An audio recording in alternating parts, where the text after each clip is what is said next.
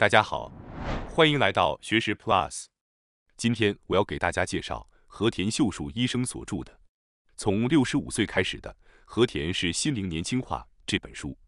本书介绍了如何使65岁以上的人心灵更加年轻，将余生从痛苦的时间转变为对自己奖励的时间。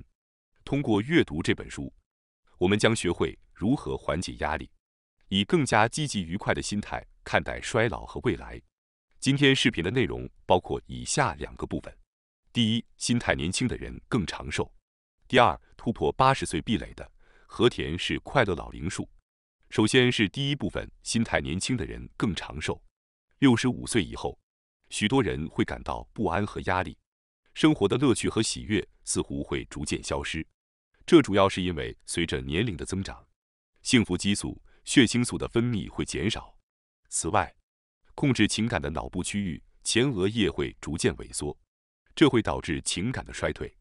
除了这些脑部的变化以外，退休、亲人离世、食欲下降、失眠等问题的出现，也常常导致人们感受到的压力超越了幸福感，所以更容易陷入到悲观的情绪中去。实际上，65岁以上人的抑郁症发病率会显著增加，65岁以下人的发病率约为3%。而65岁以上则会增加至5%，即每20人中就有1个人可能患上抑郁症。抑郁症不仅会剥夺我们的幸福感，还会让人长期陷入焦虑和身体不适的困境中去。作者认为，抑郁症是高龄人群中最可怕的疾病之一。作为一位专注于老年人的医生，作者接触了超过6000名患者。他发现，虽然65岁之后身体和脑部确实会衰退，但心灵可以通过个人的努力来保持年轻。65岁以后，心灵应当随着成熟而不断进化，保持活力。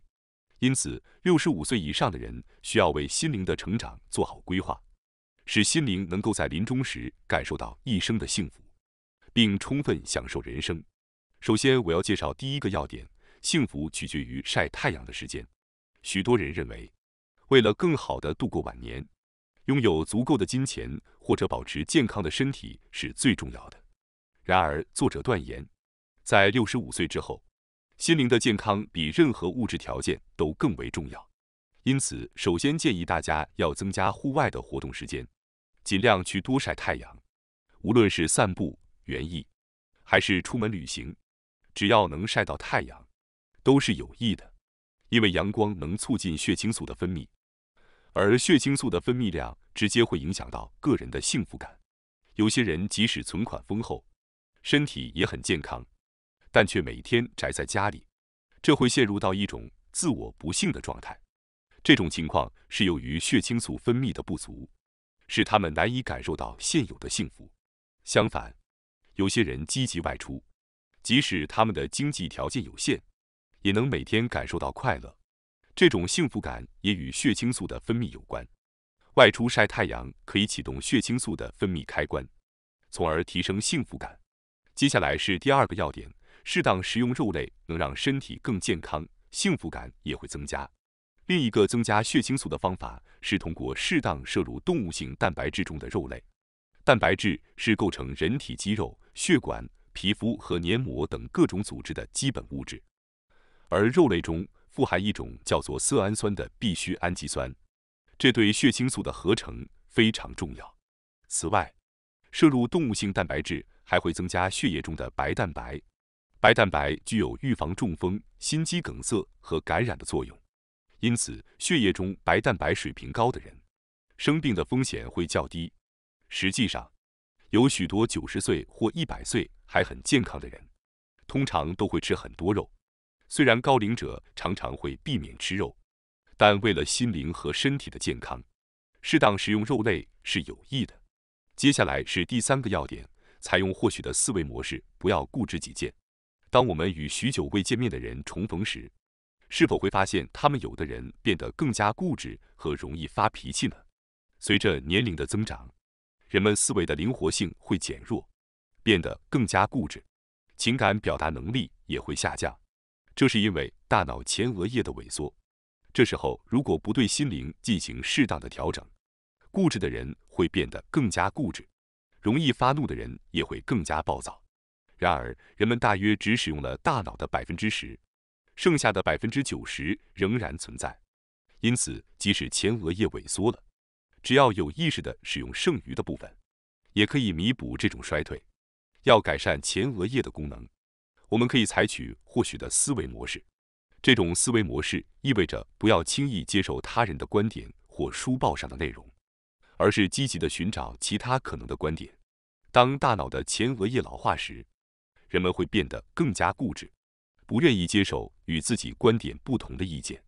因此，阅读与自己观点相反的报纸，可以帮助拓展思维的宽度，同时尝试一下新事物，比如观看不同类型的电视剧或者去新的餐馆，都可以刺激大脑的前额叶，保持其思维的灵活性。通过这样，即使前额叶萎缩，我们也能保持积极的思维方式和灵活的思考能力，从而让生活更加愉快和充实。接下来是第二部分，突破80岁壁垒的和田是快乐老龄术。首先是第一个要点，将父母的护理交给专业人士。父母的护理是大多数60多岁的人所面临的问题。在进行护理时，最重要的是不要过度投入，以至于牺牲掉自己的生活。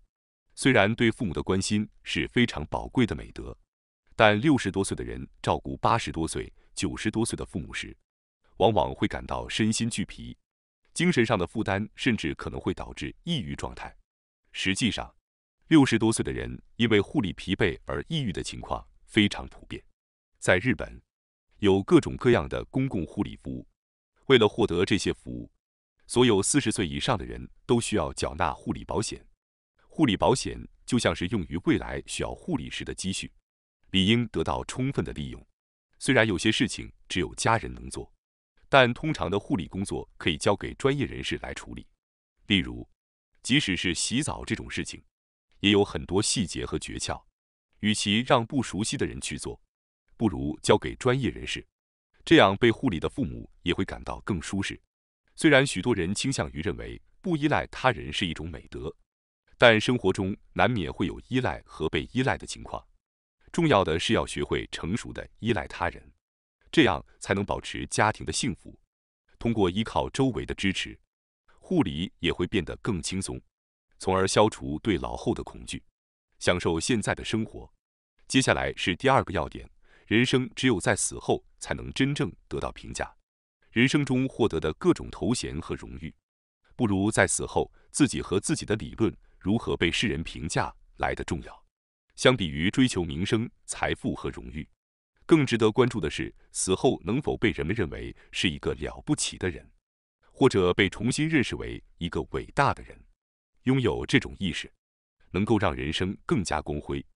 人们通常希望自己被记住的是那种和蔼、愉快、关心他人的形象，而不是沉闷、不快乐的一面。通过思考死后会被如何评价，65岁以后的人生就会变得更加明确和充实。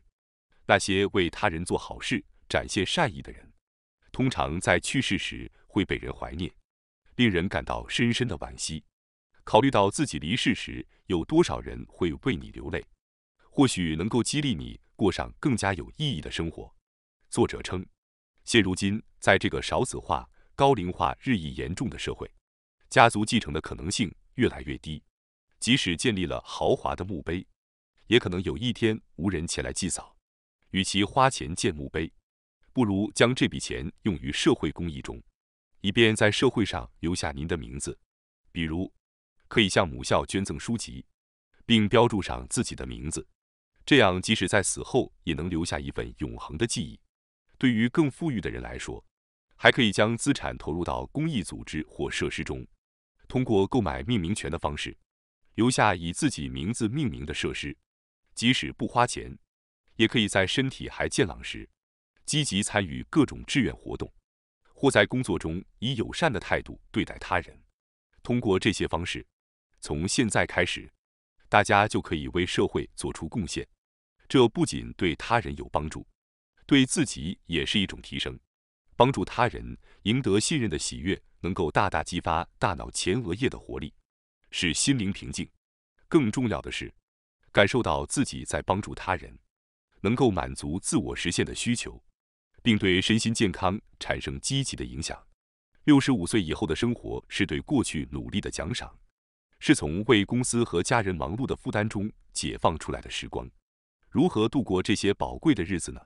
希望通过本书中介绍的感悟，帮助你充实当前的生活，让人生更加精彩。感谢大家收看今天的节目。如果你喜欢我们分享的内容，记得点赞、订阅并开启小铃铛通知，第一时间获取我们的更新。在下次的节目中，我们将继续为大家分享更多有益的内容。再次感谢大家的支持，我们下期再见。